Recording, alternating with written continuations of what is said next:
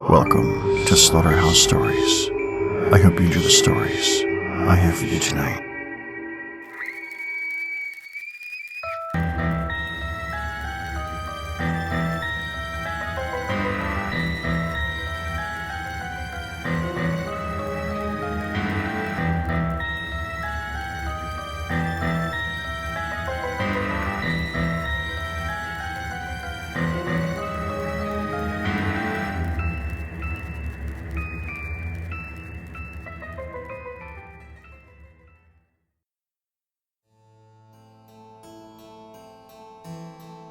Hello to all the things that go bump in the night. Hello to all you humans as well. Welcome to the show that brings you creepypastas, short scary stories, and dark horror themed poetry from all across the world. This is the Slaughterhouse Stories Podcast, episode 49, Merry Chritmas. I'm your host and narrator, Ghost Train, telling you to lock your doors, get under your blanket, and keep the lights on. If you want to come and discuss all things spooky with me, the links to all my social media accounts are in the show notes. If you'd like to write in and have your email right on the show, email slaughterhousestoriespodcast@gmail.com with creepypasta requests, stories you've written, or your own real-life paranormal encounters. Before we get to tonight's first story, I'd like to ask you a favor. If you're enjoying the show, please head over and leave a review through iTunes. It helps spread the word to your friends, family, the little elf stalking your children, whomever. Tell them, be a listener, not a victim. Now, let's get spooky. To start us off tonight is a story about two friends who decide to go out camping. Things seem like a normal camping trip until a series of events start to show them that this will not be your typical camping trip. A weird clearing with a chalk outline and a bright light bringing something unexpected and terrifying. Sit back, relax, try not to get taken by the light, and enjoy the Gray Extraterrestrial.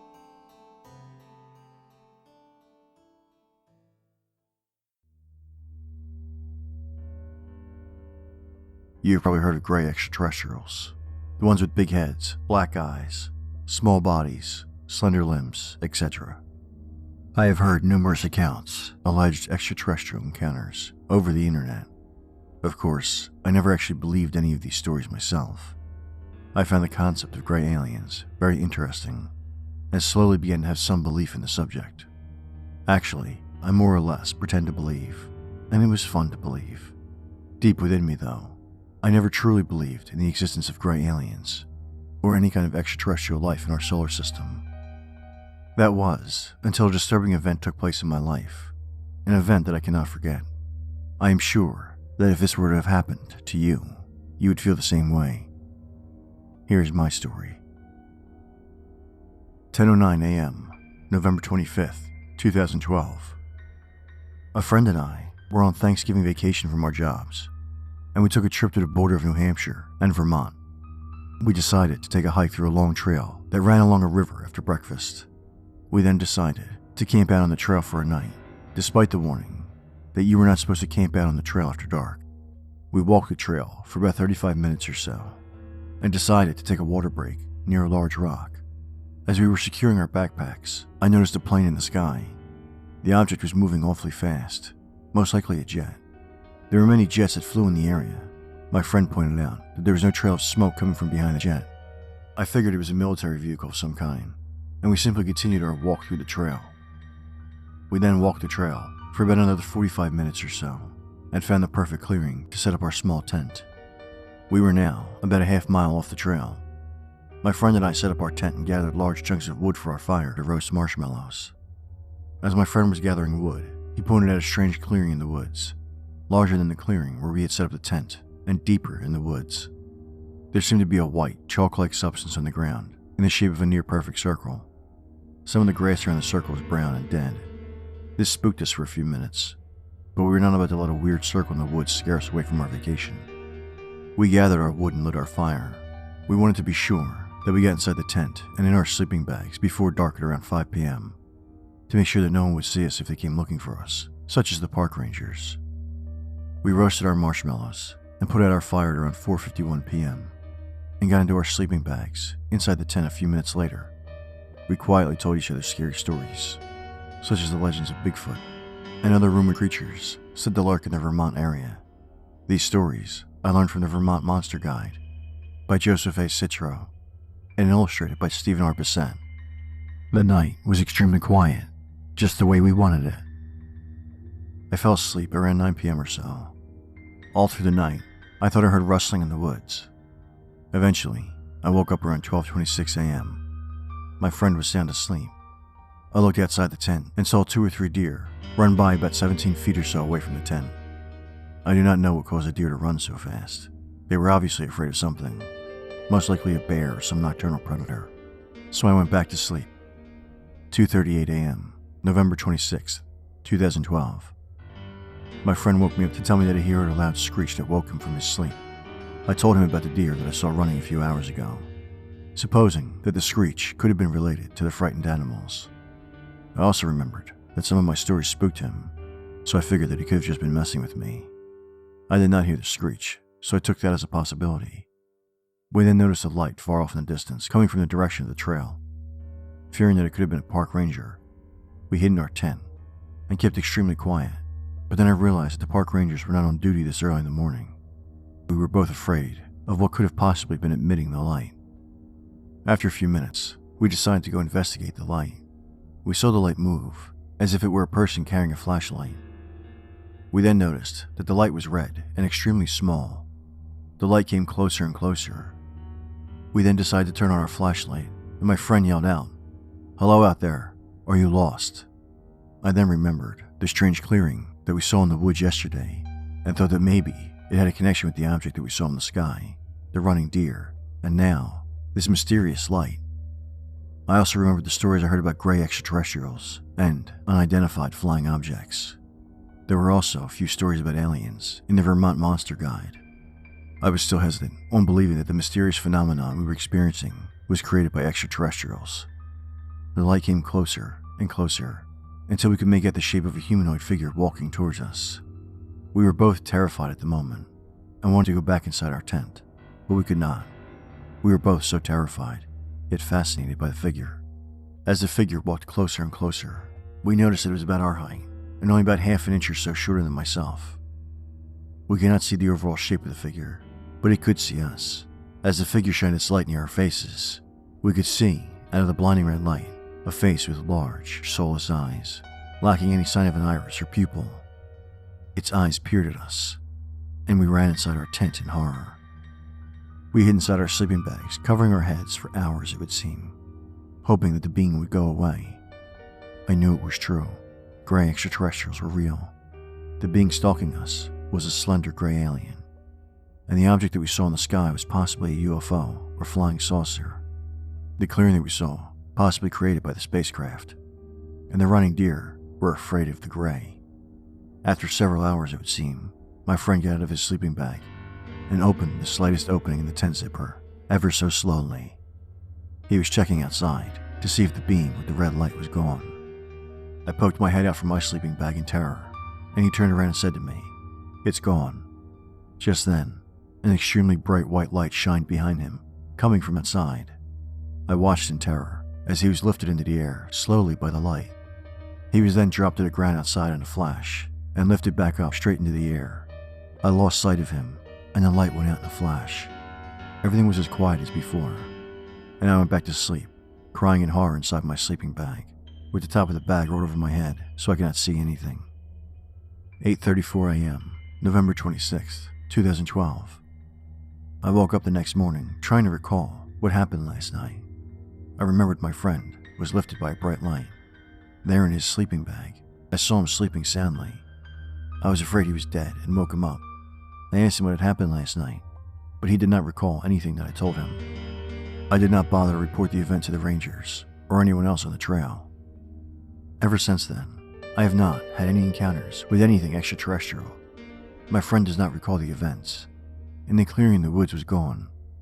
I thought that maybe I was dreaming, but there on the ground near our tent was another clearing. This clearing was much larger than the one before, and had the same white chalk-like substance in the ground, with dead brown grass in several places. My friend and I drove home, and I never told this story to anyone else. Until now.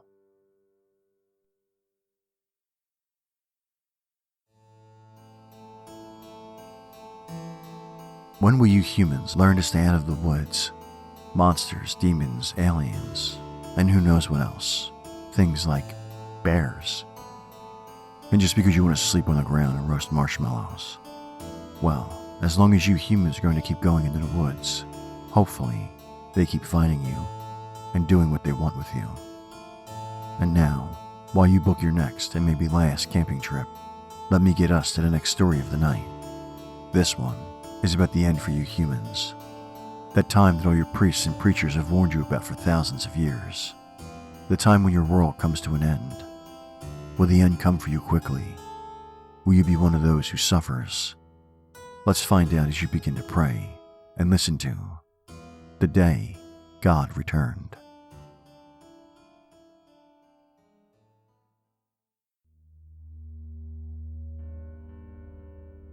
Everyone I know remembers the day God returned.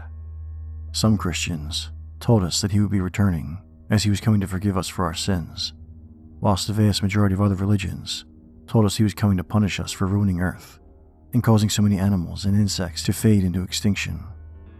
I am sending this message from the future to warn you of the massacre to come, and although it goes against everything I believe, I feel like I should at least give a brief warning of the horrors that await you. If you are reading this message, the year should be 2019, but if it isn't, hopefully, the year won't be far off where I wanted the message to go. I was 17 in 2019, and I only have vague memories of that year. On the other hand, I do remember all the television programs droning on about global warming and about all the plastic in the oceans and how we need to act now before it's too late. Sadly, I have to tell you that in the future things are worse than you can ever imagine. There is still plastic in the oceans, and where there was once the Amazon rainforest, there is now only a large stretch of barren land. I know what you're thinking. Why did we not take action sooner? Well, to be honest, you did try, but the task was too difficult with all the buildup of waste in the oceans. You tried to turn completely to hydroelectric power, but because there was more plastic than water in the oceans, you swiftly changed back to nuclear power. And then came the terrible news from NASA. The sun was slowly but surely expanding due to an unknown force. The news hit everyone like a shockwave, as it dawned on you that you didn't have long to live. That was the day God returned. All television programs, all radio broadcasts abruptly cut off, and there was pure white noise for a few seconds. Then came the voice. It spoke to us all, translated into all languages. Even those who were deaf could hear it. The voice said, "I am God. I have returned." People started screaming. People started rioting. The voice continued, amplified across the cities. "I have returned to warn you of the terrors that await you. I have returned after centuries of battling the foul creatures and omnipotent forces that want to take Earth for themselves." The creatures had names, but I can't say the name, mainly because I can't pronounce it. I'll call them demons, for want of a better word.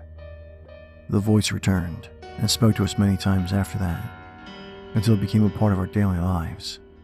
The sky turned black, and there was heat wave after heat wave. Many people died before the massacre, killed by starvation and dehydration. Those who survived the drought and food shortage would have later wished they had died from the effects of the heat wave. We panicked. We prayed. Some of us tried to escape to space, to try and move to another planet perhaps. But that idea quickly diminished as the stars started disappearing, one by one. This sparked true panic in the few skeptics who were left. and more turned to God and begged and prayed for forgiveness. God didn't answer our prayers, didn't save us from our sins. It turns out spending eons battling demons does something to a person. When God spoke to us for the last time, He told us, I can do no more. I have no more strength. I will leave now and build a new earth, build a new species of humans. We screamed, but there was nothing we could do. God had abandoned us. That was the day the demons broke through. I can't describe them in detail, as I haven't seen many, thankfully. But from what I've heard, they are a mix of many creatures. My sister said one of them had the head of a boar, but had the body of a deformed and bloody humanoid. There are others too, but you cannot see them with the naked eye. They are the demons that possess people, like in the old horror films I watched from around your time. No one knows when they are possessed, but when you do, it's too late. You've already killed half of your friends and family. I was one of the few hundred who survived the massacre. We built underground shelters, like in that war you had, World War II, I think it was called. There are just 7 shelters left at the time I'm writing this. There's one in London, the one I'm in now, and the rest are in America, Australia, Italy, France, India, and Russia. The rest of the countries are completely destroyed. The population either possessed or engulfed by the demons. If you're in one of those countries that isn't on the list, I strongly suggest you move to one of the countries that is on the list. This shelter is no longer safe. I feel like the demons know where we are. The old man across from me is acting strangely, and we think he may be possessed. We don't know for sure, but in times like these, you can't afford to make mistakes. We held a meeting, and the majority of us voted to kill him, just in case. There are no second chances. I'm running out of ink on this relic of an old typewriter. Whether you choose to believe this message is up to you. If you do or don't, it's your choice. But heed this warning. There isn't much you can do to stop the upcoming disaster. But if you prepare yourself, just a little, you never know. I think you should start praying. Praying to God. Praying that He never returns. Oh God, they're here. I can hear them outside. They're coming for us. We're all holding our breaths. Please, please heed my warning. Don't pray for me. By the time this message reaches you, I'll probably be dead. Pray for yourselves. Pray they will spare you. Pray that.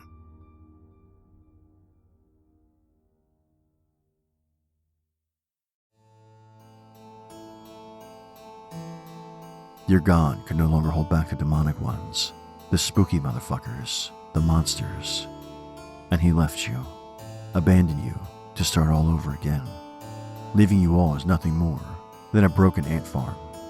What a shame. But while you sit there and contemplate your mortality and your faith, let me give you this week's recommendation.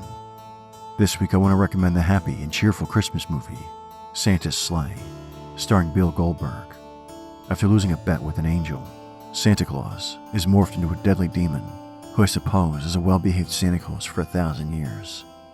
Now that time is up, Santa reverts to his wicked ways and begins making up for the lost time through a series of grisly murders. This is a well-done horror comedy that will make sure the kids stop bugging you about meeting Santa. So find the movie, make some milk and cookies, and enjoy Santa's Sleigh. Now that I've given you this week's recommendation, let's take a trip down to open mic night at Beelze Pub.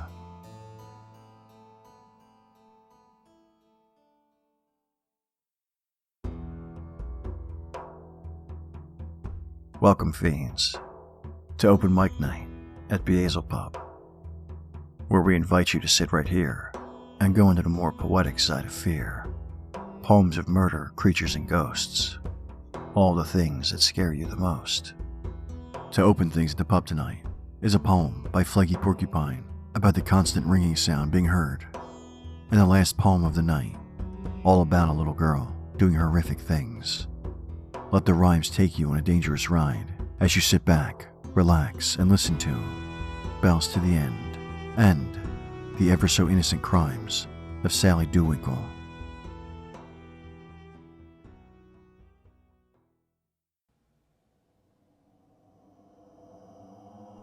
The fading sound of a bell is the only sound heard in this tattered land that they dwell. Surviving each bombardment and shell, their voices fall mute and slurred. The fading sound of a bell, a repulsive sordid smell, a ring for the third in this tattered land that they dwell. A life of hell, their spoils rotten and curd. The fading sound of a bell. With so many souls to sell, coffins for the stiff and the stirred, in this tattered land that they dwell. Sound off the kneel, silence before ringing off to the herd, the fading sound of a bell, in this tattered land that they dwell.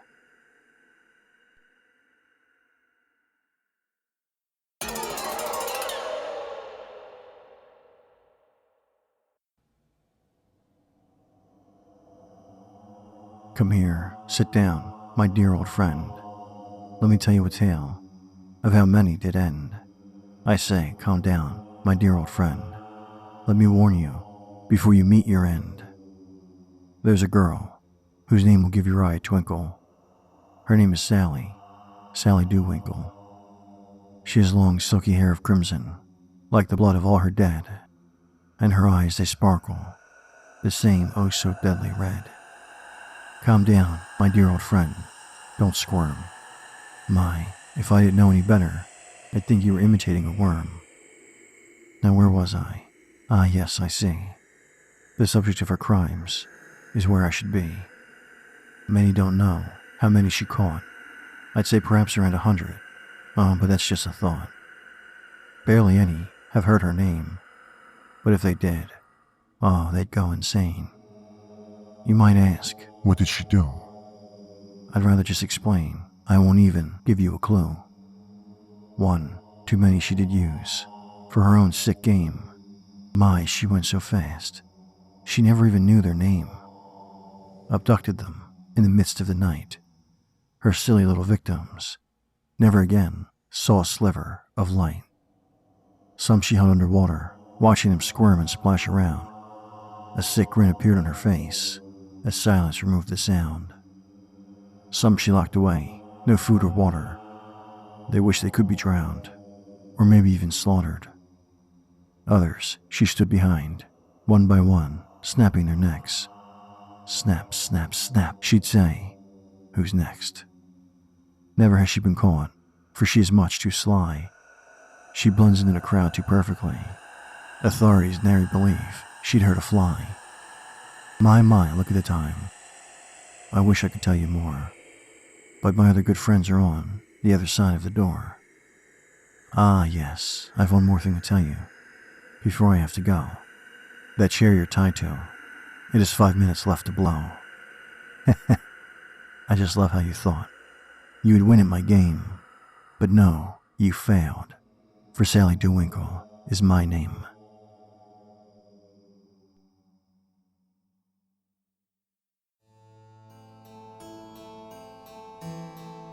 The bells of hell ring out, beckoning all lost souls and drawing them down, down, down. And I must say, I like that little girl. I think Sally has a real bright future ahead of her, killing you humans in such fun ways. I can't wait to see what she does next, and to whom. But for now, let's leave the pub behind, get you humans back to the make-believe safety of your homes, and move to tonight's main feature. This is Seasoned Screaming.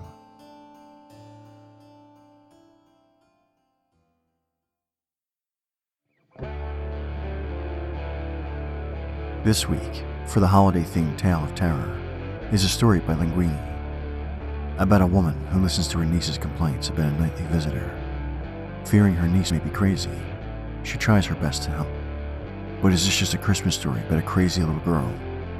Or is there something more evil and sinister? Settle in for some Christmas cheer and find out why you listen to Merry Chritmas.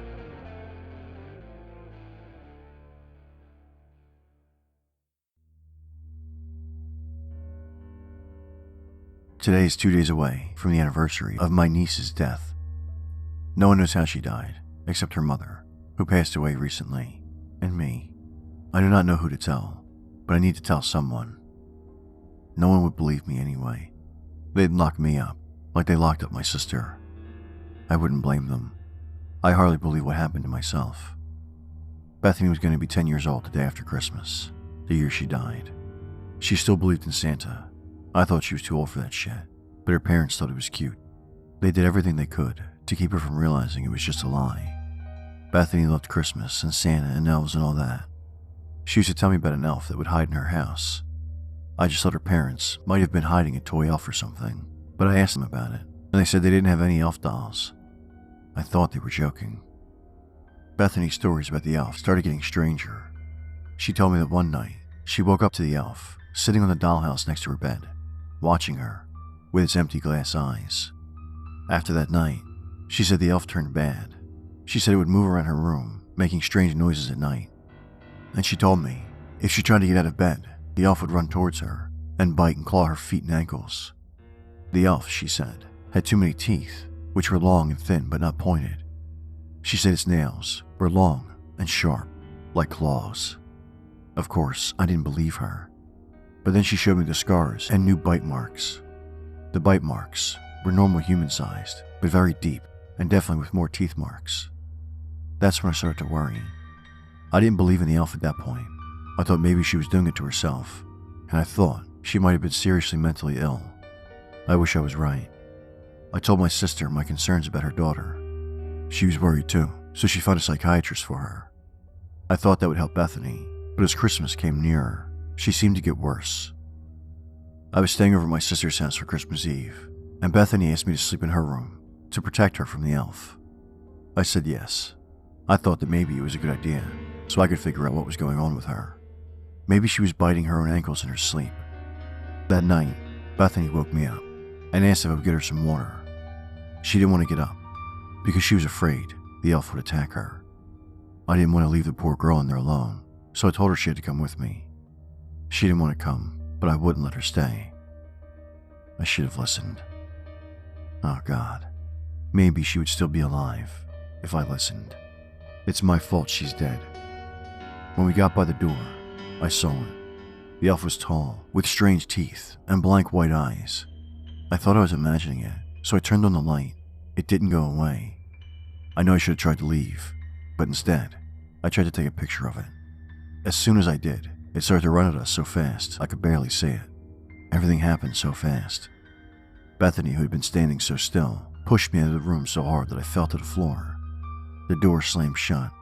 All I could hear was a voice screeching so loudly that I could hardly hear Bethany's screams. It sounded like the voice was saying Merry Christmas, but it wasn't pronounced right. It sounded like Merry Chritmas. Anyway, I was trying to get back in the room, but the door was locked. I tried to kick it down, but I wasn't strong enough.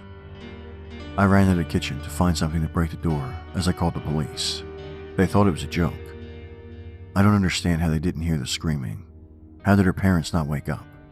I found a brick and decided it was good enough to make a hole in the door or something. Suddenly, I heard a ripping sound, and the screams and screeches stopped. I cautiously opened the door, which was somehow unlocked, and the walls and the bed and all her toys and furniture were bright red, soaked in Bethany's blood. On the floor, the elf was hovering over Bethany's corpse. It was split in half vertically, and the elf was wearing her intestines around his neck and eating them. I screamed louder than I'd ever screamed before. Bethany's mother finally came out of her room and saw what had happened. She didn't even make a sound. She just stared at the horrifying scene. We closed the door and put things in front so it wouldn't open. We went into the living room to wait for the police.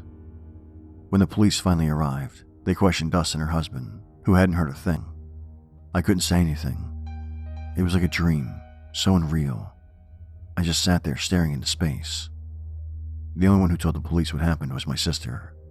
The police removed the barricade from the front of Bethany's room, but when they opened the door, nothing was there. The blood was gone, the elf, Bethany, everything. The room looked completely normal, besides snow blowing in from the window. Everything was gone, like magic. The police started a search party. They thought she ran away. After everyone left, I stood in her room alone and cried. I heard the sound of bells, and then I heard the elf whispering, Merry Chritmas, and I ran out of there. It's been a year now since Bethany's death, After Bethany died, my sister's mental health began to deteriorate. She boarded up the doors and windows of Bethany's old room. She never slept anymore. We found her trying to cut open her stomach several times, and we had to have her live in a mental hospital, where she ended up killing herself by making a noose out of her bed sheets. Now I am the only one who knows what happened. Everyone else still thinks she's missing. I don't go near that house anymore, and I can't bring myself to talk to Bethany's father. But no matter what I do to forget what happened, I can't. Sometimes I still hear the elf's voice at night, and I'm afraid it's going to kill me next. It's almost Christmas.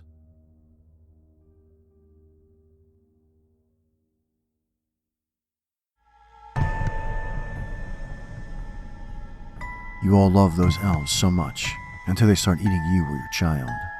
This should be even more reason for you people to stop buying elf from the shelf. But if you all want to end up as elf dinner, fuck it. Do you humans? Do you? Hopefully that story got you into the Christmas spirit, or made you hungry, like it made me. But now, I believe there's enough scares for this week. I hope you will join me again next week for more stories that are sure to keep you afraid during the day and awake at night. Thank you for listening. I hope you enjoyed the stories that I had for you tonight. And until next time.